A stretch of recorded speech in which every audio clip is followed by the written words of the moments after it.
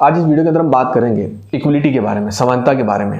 हमारे देश का जब संविधान लिखा गया था तो समता, समानता और बंधुत्व की बात जो है हमारे संविधान के पहले पेज में लिखी गई थी।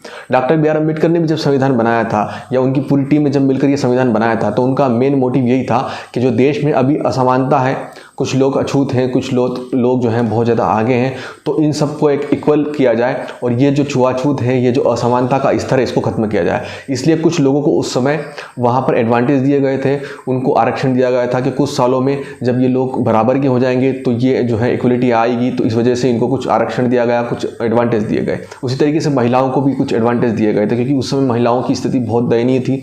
शेड्यूल कास्ट, शेड्यूल ट्राइब्स की स्थिति बहुत दयनीय थी, तो इस वजह से उनको कुछ ज़्यादा एडवांटेज दिए गए थे।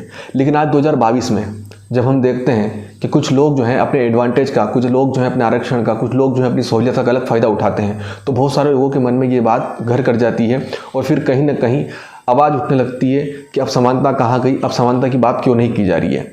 इस वीडियो के अंदर हम बात करेंगे जिस तरीके से अभी जेंडर इक्वलिटी और कास्ट बेस्ड इक्वलिटी के ऊपर सवाल खड़े हो रहे हैं, उसका सॉल्यूशन क्या है और आखिर कब तक ये जो चीज़ें हैं इस देश में होती रहेगी। सभी लोगों से रिक्वेस्ट है इस वीडियो में अंत तक बने रहिए और अगर वीडियो अच्छी लगे तो वीडियो को शेयर जरूर करिएगा।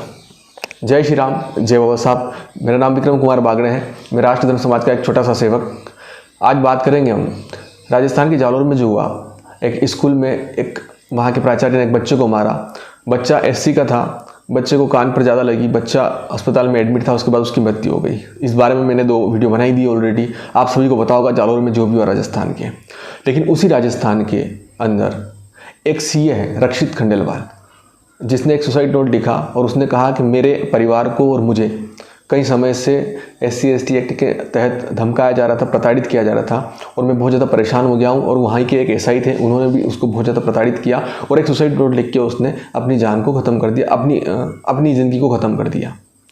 बावजूद इसके कोई भी नेता वहाँ पर बैठने नहीं गया, कोई भी व्यक्ति वहाँ प्रदर्शन करने नहीं गया, किसी ने भी उस व्यक्ति के लिए, उस बंदे के लिए आवाज़ नहीं उठाई।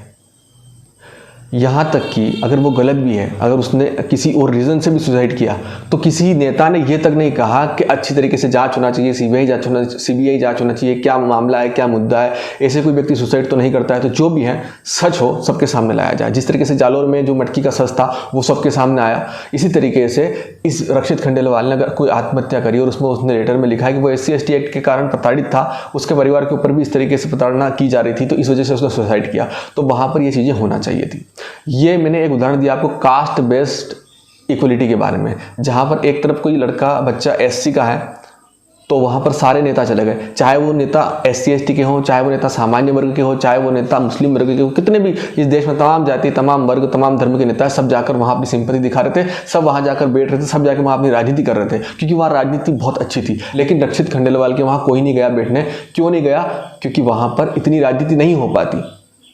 अरे SC/ST के नेता तो छोड़िए, इस देश में कई सांसद हैं सामान्य वर्ग के, कई बड़े बड़े पदों पर नेता हैं सामान्य वर्ग के, उन्होंने भी उस व्यक्ति के लिए, उस इंसान के लिए ट्वीट नहीं किया। क्यों नहीं किया मुझे नहीं पता है, आप बेहतर तरीके से जानते हैं। अगर आपको पता हो तो कमेंट सेक्शन में कमेंट करके जरूर लिखिएगा। ये मैंने एक उदाहरण दिया आपको कास्ट बेस्ड इक्वलिटी के बारे में, जो कि आज हमें कहीं से कहीं तक नहीं दिखती है। ऐसे बहुत सारे एग्जाम्पल मैं आपको दे सकता हूँ, लेकिन ये सिर्फ अभी जो करंट के एग्जाम्पल थे मैंने आपको वो दिए। दूसरा एग्जाम्पल देता हूँ मैं आपको, वो भी करंट है, जेंडर इक्वलिटी के बारे में।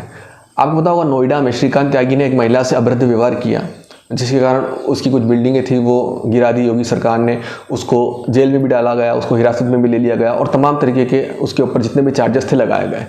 उसको कड़ी से कड़ी सज़ा दी जाना चाहिए, उसने महिला से अभद्र व्यवहार किया, मैं उसकी पैरवी नहीं कर रहा हूँ। कि वहीं दूसरी ओर जब मैं देखता हूँ कि नोएडा में ही एक महिला जो कि पेशे से वकील है, वो अपनी कॉलोनी के गार्ड से अभद्र तरीके से व्यवहार करती है, उसको गाली देती है, उसको मारती तक है, तो वहाँ पर इतना इशू नहीं होता, वहाँ पर कोई लोग आगे नहीं आते, वहाँ पर इतनी कार्रवाई नहीं होती। क्यों नहीं होती मुझे नहीं पता।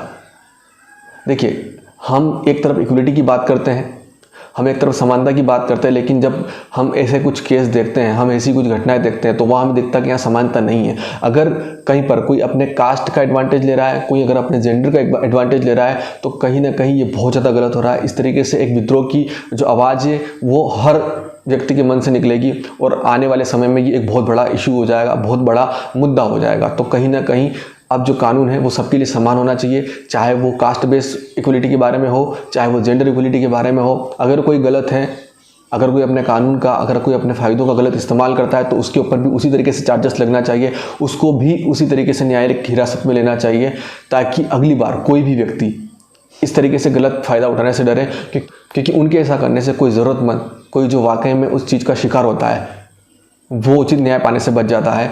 तो इसलिए आप सभी लोगों से रिक्वेस्ट है कि आप जितने भी लोग हैं इस समय जेंडर इक्वलिटी और कास्ट बेस्ड इक्वलिटी के लिए फाइट करें। मैं स्वयं दलित समाज से हूँ, लेकिन फिर भी मैं बार बार कहता हूँ कि इक्वलिटी होना चाहिए, क्योंकि बाबा साहब का ये सपना था इस देश में इक्वलिटी आए। तो इक्वलिटी के लिए लड़ें, न कि किसी एडवांटेज के लिए, न किसी फ़ायदे के लिए, क्योंकि आज के नेता हमें अच्छी तरीके से पता है किस तरीके से हमको उलझा रहे हैं। खुद के लिए राजनीतिक स्वार्थ रखने के लिए वो आरक्षण रखना चाहते हैं, और आरक्षण के लिए हमें दलित बना के रखना चाहते हैं। तो ये चीज़ हमें समझना होगी, हमें दलित नहीं बनना है, हमें पिछड़ा, हमें आदिवासी, हमें दलित, हमें हरिजन नहीं बनना है, हमें बनना है एक भारतीय, एक सच्चा भारतीय। जय श्री राम।